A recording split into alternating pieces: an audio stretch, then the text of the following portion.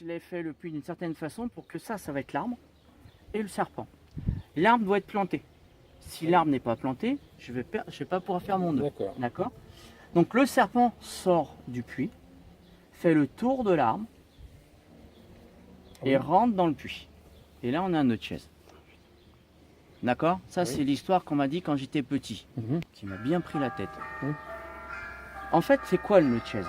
Le nœud de chaise, c'est juste le puits et le serpent. Tant que mon serpent reste parallèle et dans le même sens que mon arbre, il ne se passera rien. Et là, je peux tendre, il ne se passera rien.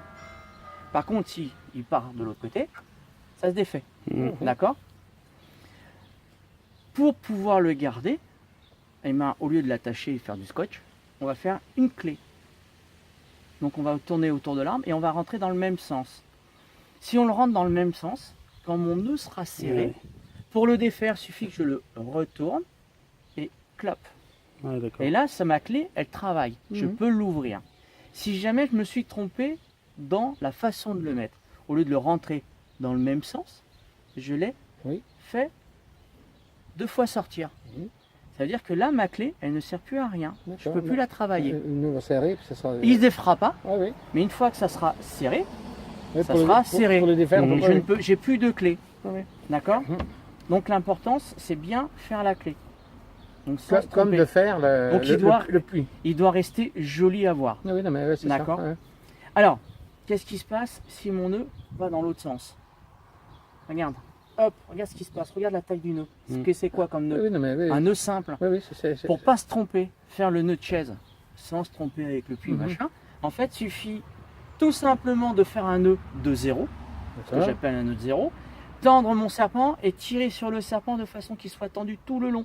Et regarde, le puits est arrivé. Donc j'ai plus qu'à attraper mon puits et le tenir, faire le tour de mon arbre et rentrer dans le même sens. Tout simplement. Je te laisse le faire. C'est le serpent qui sort de l'arbre, qui fait le tour dedans. D'accord. Et là, j'ai mon nœud de chaise. La deuxième méthode, pour le faire rapidement, sans se prendre la tête, je fais mon nœud simple. Je lâche l'arbre, je tire sur le serpent, j'attrape mon puits et hop, je rentre dedans. Et une autre méthode pour le faire, qu'on utilise en voile, essentiellement, si on a une voile qui bouge ou une bouée qu'on veut attraper rapidement, et ben au lieu de m'utiliser le serpent, je vais prendre mon arme et je vais le re-rentrer dedans. Voilà, ça me fait en fait un nœud gancé. Et là, je vais attraper la tête de mon serpent et je vais tirer. Et en tirant juste sur mon arbre, hop, mon nœud de chaise il arrive. On a le même résultat. On a le même résultat, ça me permet de préparer mon... En fait, c'est pour attraper une bouée rapidement. Au lieu de l'attraper, faire mon puits, machin, je prépare mon serpent, mon puits, je mets mon arbre, j'attrape vite la bouée, je passe ma corde dedans, je sors ma main, et après j'ai plus qu'à tirer sur mon arme et mon nœud de chaise il est fait en 30 secondes. Comme ça, le faire rapidement. D'accord ?